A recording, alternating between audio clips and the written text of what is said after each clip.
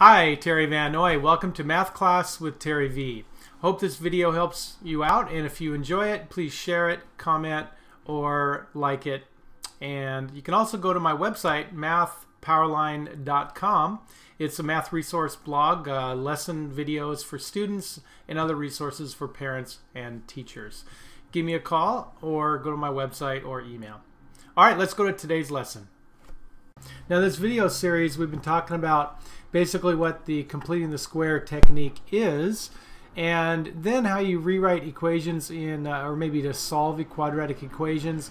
And this is a problem set about parabola equations, okay? Rewriting it so that you can graph a parabola.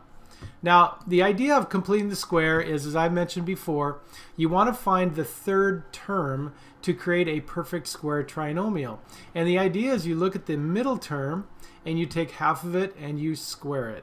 That's what determines this third term. And then you can write it in factored form. All right, some of these equation forms I'll be working with you on have to be factored this way. So here we go. Let's try a couple of problems. I want you to rewrite them in vertex form.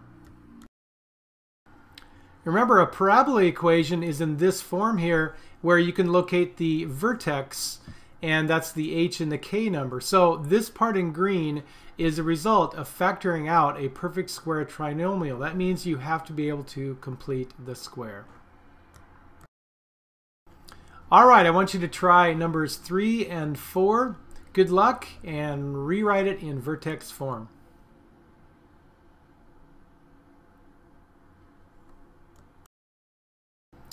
All right, number 3, obviously here's the answer, and that means that our vertex is at 2, 5 because of the way that looks there, and we have to be able to complete the square. Well, the first thing we do is we look at the first two terms, and we're going to spread out the 9 and push it over. So x squared minus 4x, okay, that's going to be part of my perfect square trinomial. I've got a missing part there, and I'm going to squish the 9 over there. All right, now what do we do? Well, here's the negative 4x, so look at the negative 4, take half of it, that's negative 2, and square that, positive 4. Now, because we added a positive 4 here, we need to make sure we subtract 4.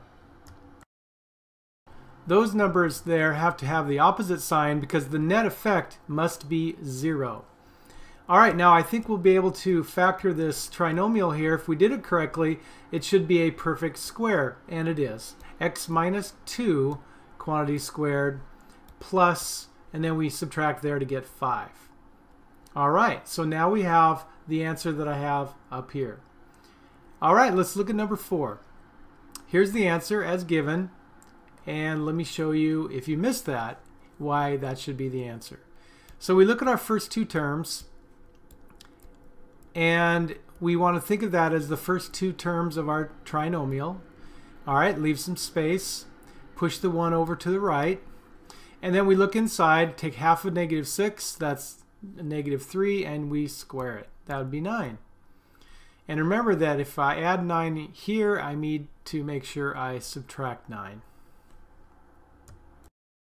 They have to be opposite signs. So to finish, as you can see by my answer above, this trinomial gets factored as x minus 3 quantity squared and minus 8, as you can see. All right, now look for the next video. We're going to move on to circle equations and completing the square. Thanks for watching.